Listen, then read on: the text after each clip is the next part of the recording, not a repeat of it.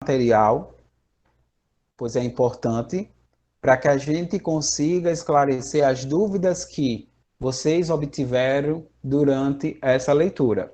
Então, esse tópico a gente vai tratar algumas questões referente ao efeito fotoelétrico, ao átomo de Bohr, e esse átomo vocês tiveram um pequeno contato dentro da química, é a questão das teorias que Einstein, mais uma vez, entra dentro dessa questão e ele é considerado o pai da física moderna, ele é o propulsor que dá início a esse estudo da física, e a questão de Niels Bohr dentro do átomo de Bohr, né, que leva o seu nome, seu sobrenome, e a questão da quantização da energia proposta por Max Planck, certo?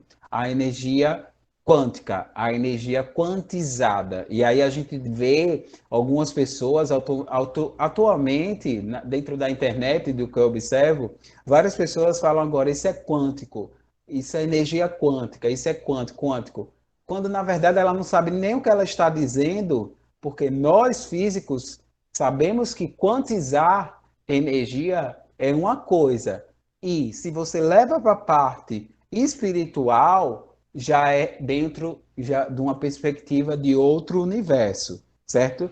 Então, por favor, não use a palavra quântica de forma aleatória, sem você realmente entender o significado físico do que a palavra propõe. Então, aí a gente vai agora entrar dentro dessa parte da física moderna. Ela nasce no ano de 1900, o estudo da física clássica, na verdade. A física moderna, ela está entrando a partir do ano de 1990, certo? Ela começa a dar início ali à física moderna. Até então, a gente fica dividido entre a física clássica e começando o pontapé inicial dentro da física moderna. Porém, dentro do ano, após o ano de 1990, é que começa a ter o estudo, certo? As progressões, a rapidez dentro desse estudo da física, pois Einstein deixa vários escrituras, vários contextos, para que os físicos atuais conseguissem dar o pontapé inicial dentro do estudo da física moderna. E aí a gente tem alguns nomes da física moderna: Planck, Einstein, de Broglie, certo? Heisenberg, Bohr, Rutherford, Curie, Marie Curie, que é uma grande química e teve dentro. Essas pessoas que eu acabei de citar, elas estudaram dentro da mesma universidade, foram colegas de universidade e tiveram vários trabalhos de pesquisa junto. Curie é interessante que ela trabalha com a parte química que envolve a radiação. E se você observar essa parte da radiação, a física também ela vem com um estudo baseado dentro do que essa radiação alfa, beta, gama pode ocasionar dentro do espaço físico que ela está, ou até mesmo, se você olhar em uma abordagem da física médica, o que pode ocasionar no organismo do ser humano. E aí vem as grandes teorias. Existem duas grandes básicas teorias da física moderna, que é a teoria da relatividade, que Einstein dá início a ela no ano de 1905. 1900 a 1990 foi os anos que começou o desenvolvimento. Ela ganha firmeza dentro do estudo da física, mesmo que parte para a questão dos livros didáticos após 1990, certo, pessoal? Por isso que existem essas questões das datas para marcar o pontapé inicial histórico da questão da física moderna. Então, você tem ali a teoria quântica de Max Planck, em 1990, e a teoria da relatividade, que a gente já viu do estudo lá do Albert Einstein, que também tem dedo aí dentro da teoria quântica de Max Planck. Tranquilo até aí, pessoal?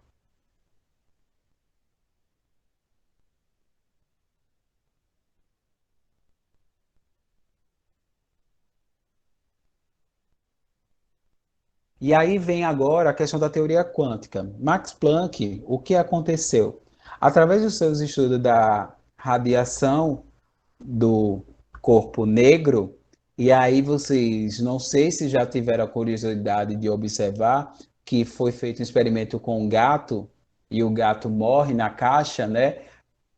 E aí o que acontece? O que é observado é que os pacotes de energia, a gente está envolto dentro de um pacote de energia que não é visível ao olho nu. O que se pensava é que essa energia emitida por essa radiação, certo? Por esse corpo radiante, seria de modo contínuo ou de modo regular. Mas não, essas proporções de energia, elas eram movimentadas, transportadas de forma descontínua, certo? É, em uma quantidade bem definida, certo? Em uma quantidade de energia bem definida. E aí o que acontece? A esses pacotes de energia, a essas partículas, certo? De energias que são emitidas, foi dado o nome de fótons, certo? Esses pacotes de energia, essas pequenas partículas de energias são denominadas de fótons. E isso vocês observam dentro do que foi colocado lá na apostila geral. Beleza? E aí, essa junção desses pacotinhos de energia é classificado como quanto, certo? Quanto, ou no plural, quanta, ou seja, quantidades de energia, ou pequenas quantidades de energia. E aí, o que acontece dentro da radiação? Da radiação da emissão de energia através de um corpo. Você tem esses pequenos pacotes de energia, classificado com a letra E essa movimentação ocorre dentro de uma faixa de frequência. Ou seja, existe uma faixa de frequência para que haja a movimentação ou arrancamento desse pacote de energia quântica. Tranquilo?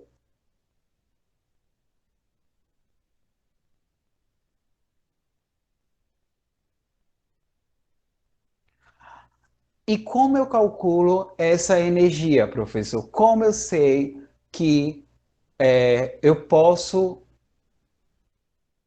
ter um valor atrelado a essa energia quântica? Para que eu realize esse cálculo da energia quântica, eu preciso ter a constante de Planck, e essa constante é definida por esse Hzinho aí que vocês observam. Se vocês quiserem, toquem na tela do seu celular, abra os seus dedinhos e vocês conseguem dar um zoom para poder observar melhor, certo?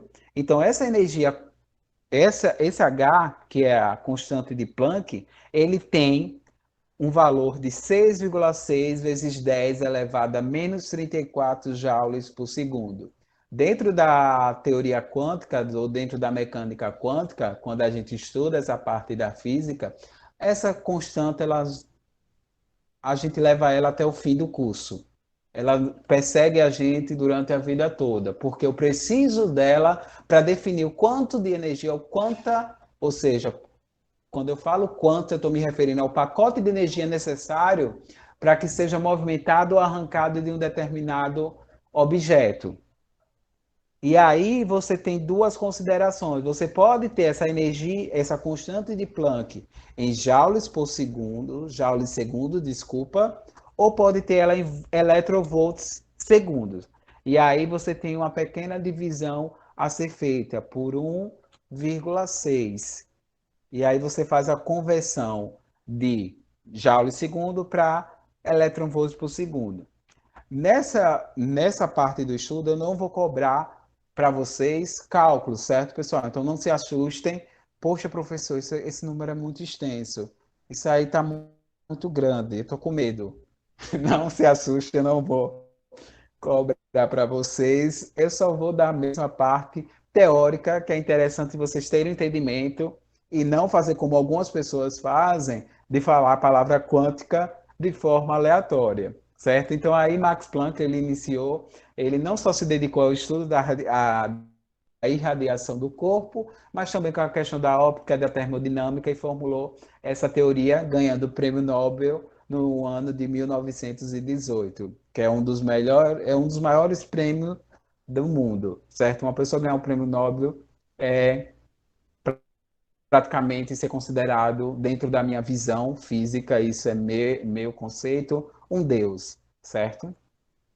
E aí você vem a questão do que é a palavra quanta, certo? No plural pode ser quanto, certo? Que significa quantidade. E aí, na abordagem física da teoria quântica, a gente fala pequenas quantidades de energia. Você quantiza ou quanta energia um material necessita, certo? Para que essa energia quântica se movimente.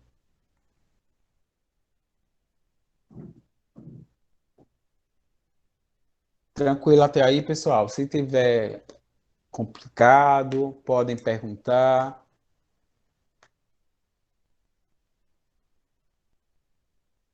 Tá tranquilo, tá favorável.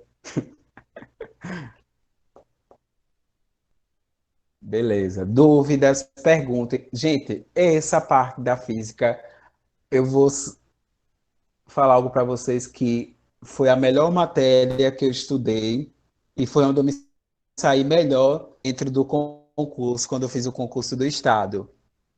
Gosto muito dessa área porque ela envolve a questão de energia, você entender a energia não energia espiritual, certo? Mas energia física, que todo o universo está coberto, desde um buraco negro até de uma explosão de uma nebulosa, certo? De uma estrela, certo? Então isso é interessante que existe efeitos fotoelétricos acontecendo a todo momento. Só que nosso olho ele foi fisiologicamente feito para não observar esse tipo de energia. Imagine só se eu agora, ou vocês, onde vocês estão, tivessem aí parado e observando pequenas partículas, quantidades, na verdade, de energia se movimentando ao seu redor. É tipo você tá. Eu acho que todo mundo assistiu o filme. Deixa eu lembrar o nome do filme, viu, gente? É... daquelas pessoas azuis. Avatar, isso, meu primo falou aqui, Avatar. O filme Avatar, vocês observam, tem uma cena que existem várias partículazinhas se movimentando ali. Não sei se vocês se recordam, porque faz anos. Eu acho que vocês deveriam ser crianças, alguns, eu não sei. Acho que sim, acho que tem anos o filme de Avatar. Então ali você tem uma cena com várias partículazinhas de luz. É imaginar que aquelas partículas de luz que estão se movimentando, que na verdade são insetozinhos, são energias quânticas, certo? Ou energias quantizadas que estão em movimento. Então, se eu tivesse o enxergamento, né, meu olho fosse possível enxergar esse tipo de energia, eu estaria observando agora essas luzes ao redor, ao meu redor ou ao redor de vocês.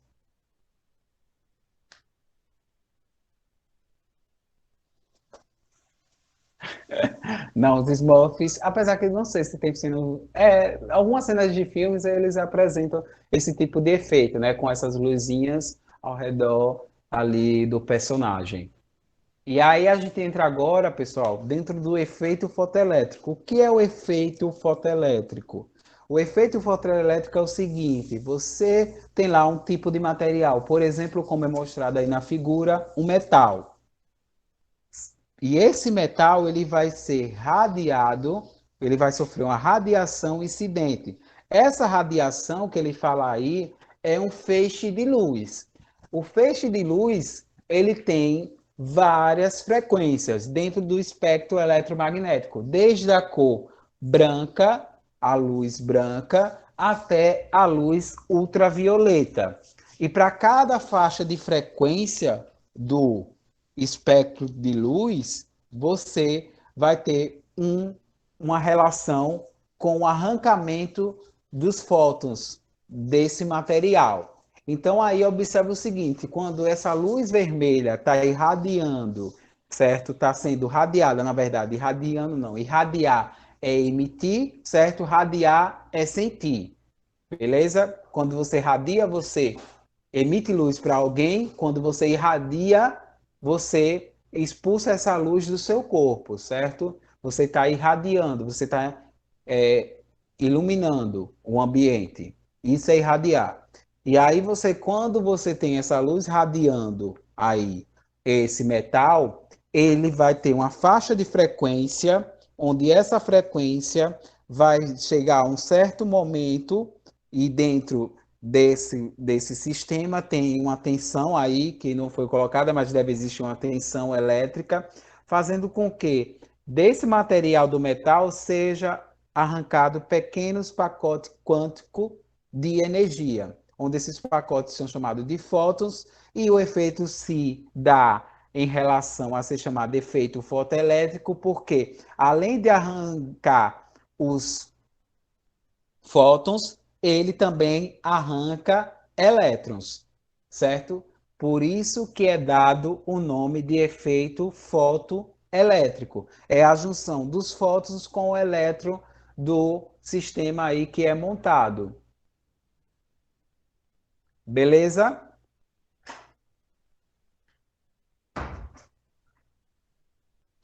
2012 Avatar. 2021 vai vir um novo. Só que é em 3D.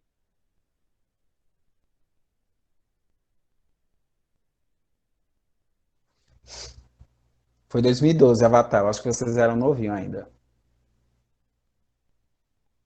E aí, pessoal, é o seguinte, Einstein ele conseguiu, através do que Planck iniciou, conceitualizar o efeito fotoelétrico, que ele leva em consideração a quantização da energia, um foto de radiação incidente, certo? Ou seja, a luz que está iluminando o objeto, que vai atingir o metal, e aí você vai ver que dependendo da faixa de luz, você leva mais tempo ou uma energia de tensão necessária para que vocês arranquem esses elétrons e esses fótons do objeto, certo?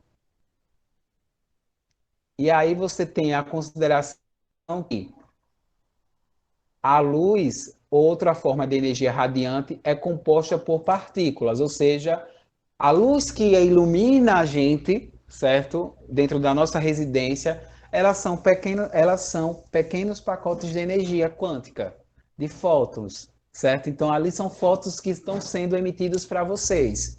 Vocês pensar no efeito fotoelétrico, se a gente fosse usar uma comparação, por exemplo, professores, para que eu possa usar uma comparação com o efeito fotoelétrico, com o que eu poderia comparar? Vocês poderiam comparar ele com a questão da fotossíntese. A fotossíntese ela ocorre como? Quem me explica aí a fotossíntese? Deixa eu olhar.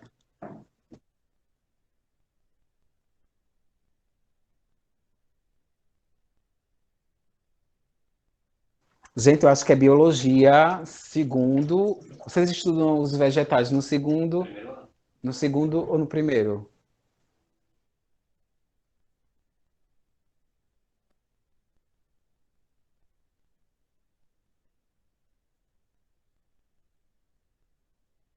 Produzir celular. Agora tá dando para me ouvir? Eu uma. Onde foi que vocês não me entenderam? Na verdade, é melhor para de onde vocês não me entenderam. Pô,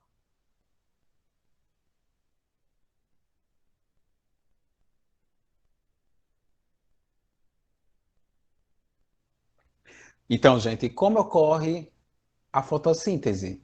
Pessoal, se caísse no Enem perguntando a fotossíntese. Conversão de energia solar e energia química.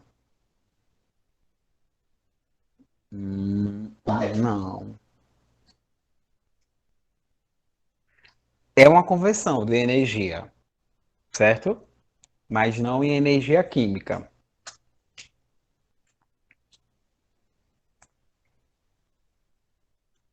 Sim, a árvore. Vamos lá. Você tem lá as plantinhas, os vegetais, as plantinhas. Eles estão sendo iluminados pelo Sol. Então, eles estão recebendo energia quântica, porque o Sol ele emite luz. Uma vez que ele emite luz, ele emite pacotes de energia fótons. Beleza? E aí o que acontece? Ela recebe essa energia do Sol, esses pacotes de fótons, a plantinha, a folhinha.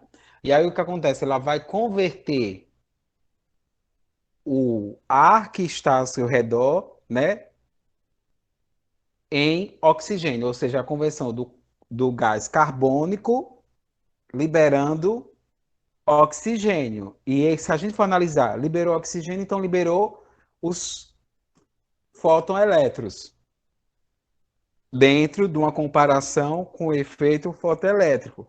Então, se a gente analisar de uma forma comparativa, a gente pode associar a fotossíntese com o efeito fotoelétrico, certo? E aí, dentro desse contexto, vocês observaram que eu falei que existia uma tensão aplicada ali na construção do sistemazinho do efeito fotoelétrico. Essa tensão, é uma função que a gente utiliza como uma função de corte, uma tensão necessária para que esses fotoelétrons seja arrancado, ou seja, deve existir uma energia máxima que consiga arrancar esses fótons elétrons do material. Pode ser metal, cobre, qualquer material. Agora, dependendo da sua composição orgânica ou inorgânica, vai ter que existir uma energia máxima maior, onde vai haver dentro dessa energia máxima a relação da constante de Planck vezes a frequência menos a função trabalho, que é colocada aí com a letra grega sigma. Essa função trabalho, ou essa energia, é a barreira que ele tem que vencer, certo? É a barreira que ele tem que vencer para que ele consiga adquirir, de uma certa forma, energia cinética. E quando eu falo energia cinética, eu estou querendo me relacionar ao movimento da partícula, certo? Ou seja, a energia cinética que ele tem de movimento.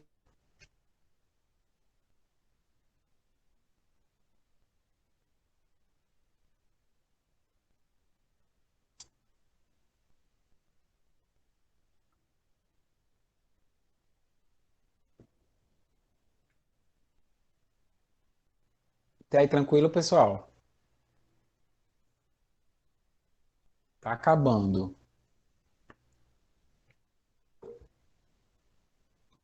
Dúvidas, perguntas, questionamentos.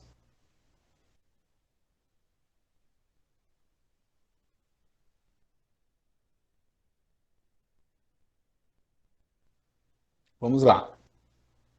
E aí, dentro do que foi colocado anteriormente, é o seguinte: você precisa de uma frequência mínima para que consiga escapar esses elétrons do material, do metal. E como é que eu calculo essa frequência mínima, esse trabalho necessário para que vença essa barreira?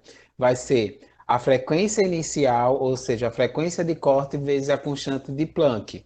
E aí, dentro da equação do efeito fotoelétrico colocada por Einstein, você tem que essa energia máxima será igual à constante de Planck vezes a variação da frequência. A frequência que ele possui vezes a frequência de corte necessária para que esse elétron escape e entre em movimento.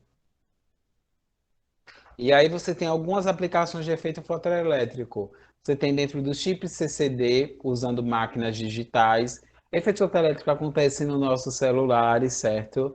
Nas portas de shopping é efeito fotoelétrico. O que acontece? Sabe por que a porta do shopping ela se abre sozinha?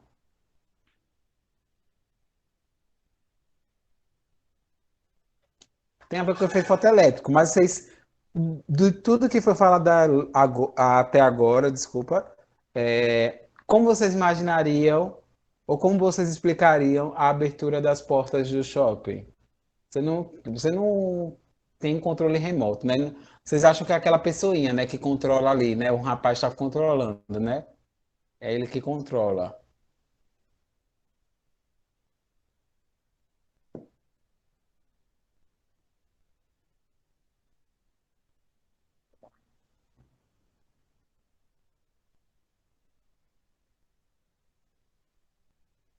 E aí, gente,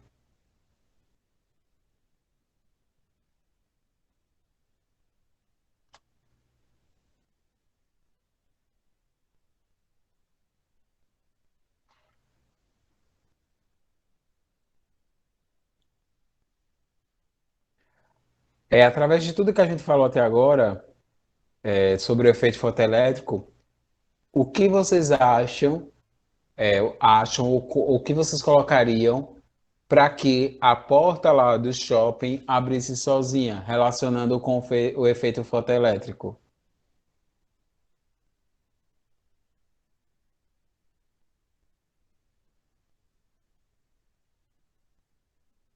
Hum, Nossa, energia do corpo, do sono, corpo.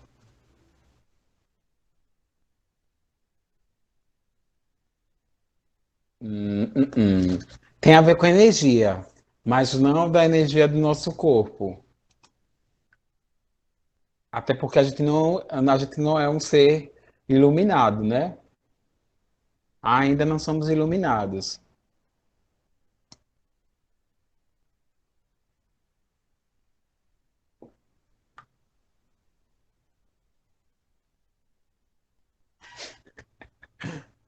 Pois você está bem, você está iluminando, né, Rafael?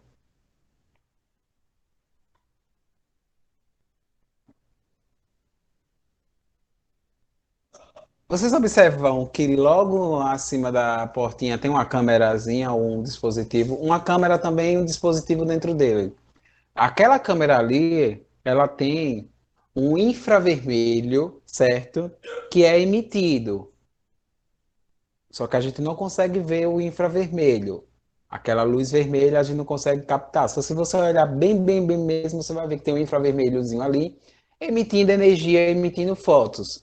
Quando aqueles fotos que ele emite captam o corpo, o objeto que se aproxima, não é nosso corpo que emite, mas sim ele capta a nossa presença, aí sim o dispositivo abre as portas. Então, está relacionado com a questão dele emitir fotos dentro da reação do efeito fotoelétrico para que haja captação do nosso corpo, do objeto, e aí automaticamente a porta ela abra como um passe de mágica. E aí o que acontece? Você tem agora o átomo de Bohr. O átomo de Bohr é um modelo de átomo aplicado de hidrogênio. O hidrogênio é um gás que a gente também encontra, tanto o gás de hidrogênio como o de hélio, a gente encontra no Sol, ocorrendo várias explosões. Esse átomo de hidrogênio, certo? Considerado também um gás que a gente encontra, ele descreve dentro da estrutura atômica movimentos circulares, orbitais, certo?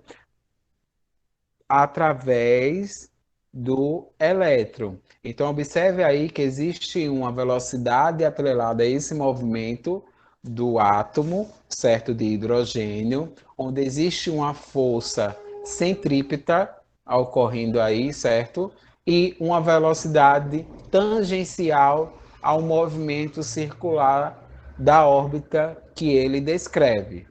Ok? Então, aí é apenas uma observação referente ao modelo atômico de Bohr.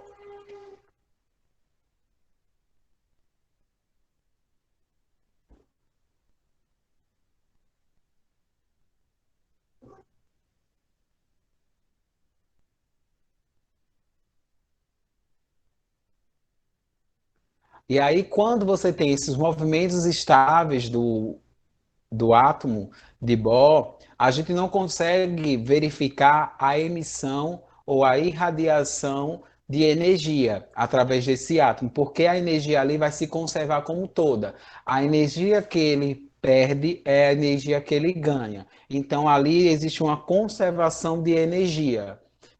E aí, dentro dessa conservação de energia, a gente não conseguiria aplicar a mecânica moderna, a gente só conseguiria aplicar a mecânica clássica. Alguém sabe a diferença da mecânica moderna da mecânica clássica?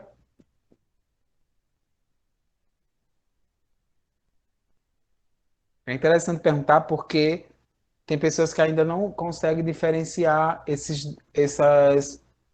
duas vertentes, a mecânica clássica e a mecânica moderna.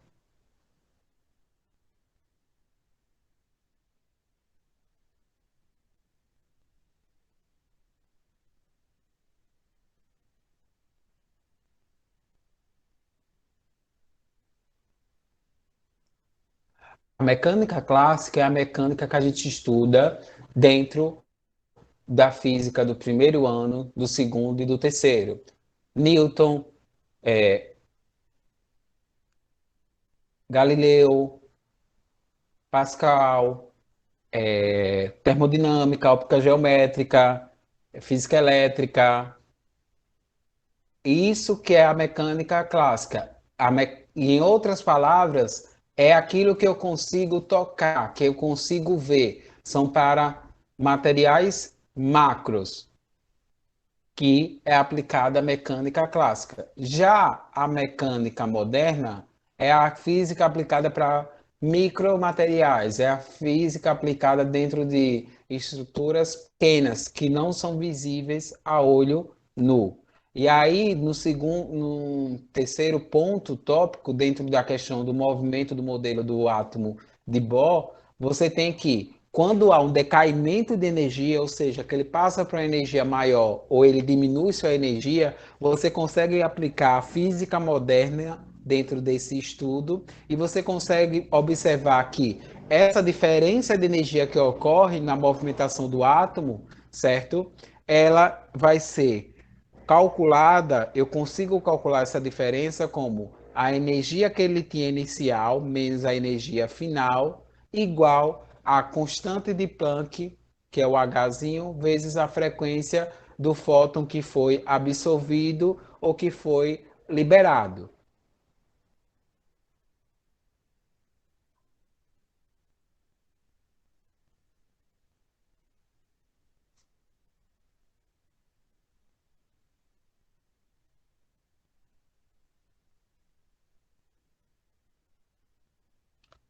E aí tem a questão de você calcular os raios, você calcular o movimento dos orbitais. Isso eu só vou mostrar para vocês, eu não vou cobrar, certo, pessoal? Eu só estou explanando para vocês. Vocês têm os orbitais permitidos dos elétrons, que são aqueles em que o momento angular do orbital do elétron é múltiplo inteiro, ou seja, é múltiplo de um fator n, certo? De um número inteiro, 1, 2, 3, 4, 5, ou seja, sem ser um número fracionário. E aí você tem dentro dessa construção do movimento angular, pois ele faz uma movimentação de um círculo, que vai ter a massa do elétron vezes o raio da órbita que ele possui, vezes a sua velocidade.